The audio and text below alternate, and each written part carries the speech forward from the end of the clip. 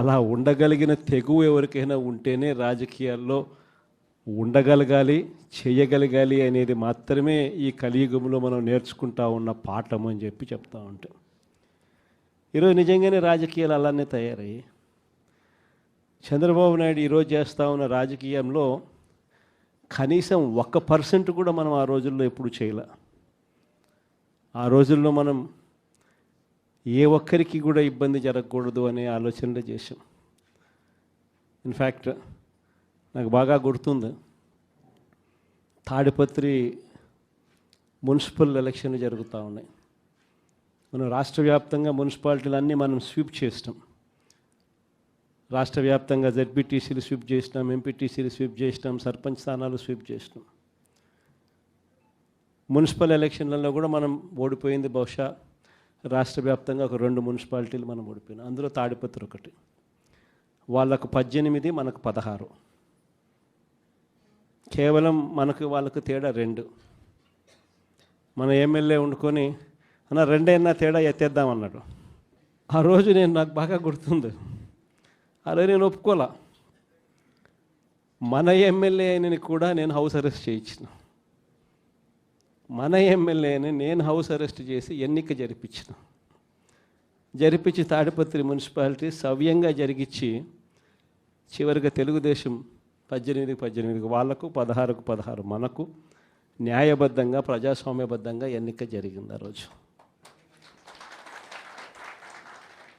కానీ ఈరోజు చూస్తే పరిస్థితి ఎలా ఉంది అని చెప్పి ఒకసారి చూస్తే, మనమేమో అప్పట్లో జగనన్నకు చెబుదామని చెప్పి ఒక టెలిఫోన్ నెంబర్ ఇచ్చా, స్పందన అని ఒక ప్రోగ్రాం కూడా పెట్టా.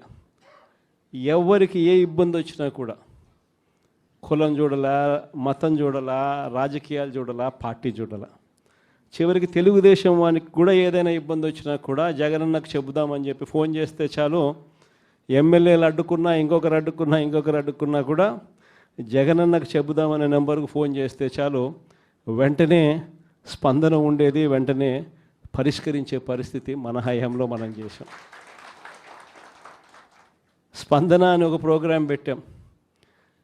ప్రతి వారము ఆ స్పందన అనే ప్రోగ్రాంలో కలెక్టర్లు ఖచ్చితంగా ఉండేట్టుగా, ఎస్పీలు కరెక్ట్గా ఉండేట్టుగా డేట్ ఇచ్చి ప్రతి వారం రోజు జరిగేట్టుగా చూసుకొని, కలెక్టర్ల దగ్గర నుంచి మొదలైతే ఏ మండలాలలో మండల ఇన్ఛార్జీల వరకు కూడా ఆ స్పందన ప్రోగ్రాంలో పార్టిసిపేట్ చేసే పరిస్థితి. ఎవరికి ఏ సమస్య వచ్చినా కూడా స్పందనలో చెప్తే ఆ సమస్య పరిష్కారం అయ్యేదాకా డైరెక్ట్గా సీఎంఓ పర్సూ చేసి ఎందుకు ఈ సమస్య పరిష్కారం కావడం లేదు అని చెప్పి అడిగే పరిస్థితిలో మన పాలన చేసాం. అత్యధికంగా ఆ పొద్దు సాల్వ్ అయింది తెలుగుదేశం పార్టీకి వాళ్ళకి సంబంధించిన సమస్యలే.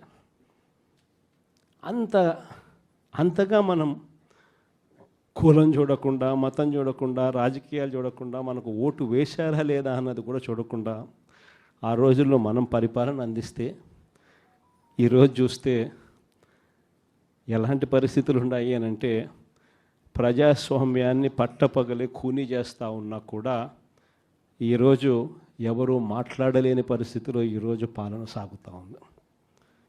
ఇలాంటి పరిస్థితుల్లో ఈరోజు మనం రాజకీయాలు చేస్తూ ఉన్నాం. ఈరోజు మొన్ననే చూసాం తిరువూరు ఎన్నిక, ఇప్పుడు కూడా జరుగుతూ ఉంది. ఇన్ఫ్యాక్ట్ తిరువూరు ఎన్నిక చూస్తే ఆశ్చర్యం కలిగించే నెంబర్స్. ఎందుకు ఎన్నికలు చేస్తూ ఉన్నారో కూడా ఎవరికి అర్థం కాదు.